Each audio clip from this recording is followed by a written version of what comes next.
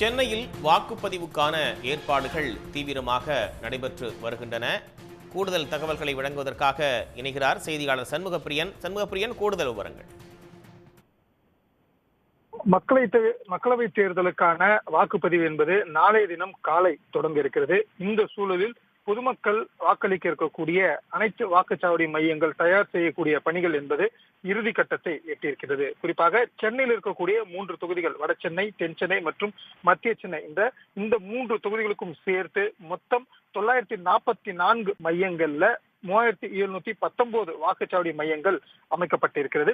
இந்த வாக்குச்சாவடி மையங்கள்ல வாக்குப்பதிவு நடைபெறுவதற்கான அனைத்து விதமான முன்னேற்பாடு பணிகளும் தற்போது இறுதி கட்டத்தை எட்டியிருக்கிறது என்று கூறலாம். கிட்டத்தட்ட வாக்குச்சாவடி மையங்களில் நேரடியாக இந்த வெப்காஸ்டிங் செய்வதற்கான சிசிடிவி கேமராக்கள் பொருத்துவது, வாக்காளர்கள் வரிசையில் நின்று செல்வதற்கு ஏதுவாக தடுப்புகள் அமைப்பது மற்றும் பொதுமக்கள் வந்து செல்லக்கூடிய சூழல்ல வெயிலுக்கு பாதுகாப்பாக நிற்பதற்காக சாமியானா பந்தல்கள் அமைப்பது, தடுக்குகள் கொண்டு தடுப்பது உள்ளிட்ட அனைத்து முன்னேற்பாடு பணிகளும் மேற்கொள்ளப்பட்டு இருக்கின்றன.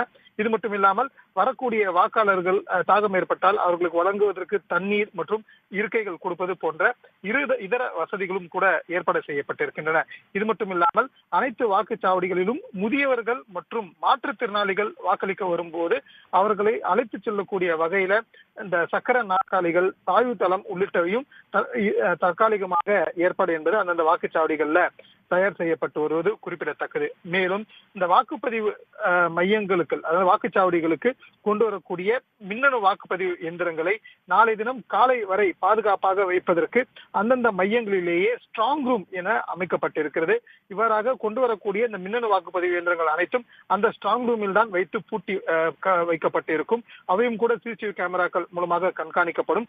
பின்னர் நாளை தினம் காலை இந்த வாக்குச்சாவடியில் இருக்கக்கூடிய அந்த அலுவலர்கள் இந்த மின்னணு வாக்குப்பதிவு இயந்திரங்களை எடுத்து சென்று அந்த வாக்குச்சாவடி மையங்களுக்குள் வைத்து தேர்தல் அந்த வேட்பாளர்களுடைய பிரதிநிதிகள் முன்னிலையில் அதனை இந்த மாக் போல் என சொல்லக்கூடிய மாதிரி வாக்குப்பதிவை நாளை தினம் காலை 6 மணியிலிருந்து 7 மணிக்குள் செய்து முடிப்பார்கள்.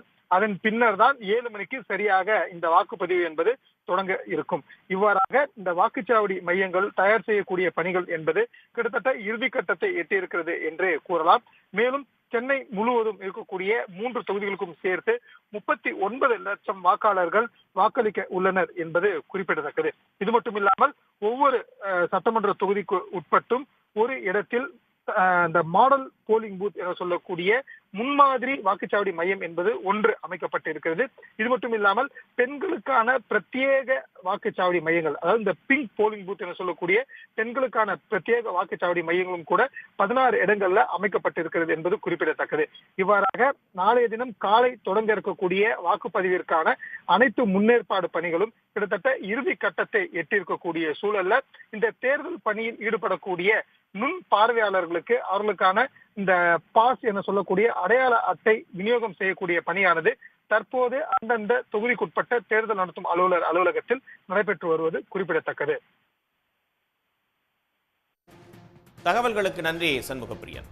உடனுக்குடன் செய்திகளை தெரிந்து கொள்ள சன் நியூஸ் பெல் ஐகானை கிளிக் பண்ணுங்க.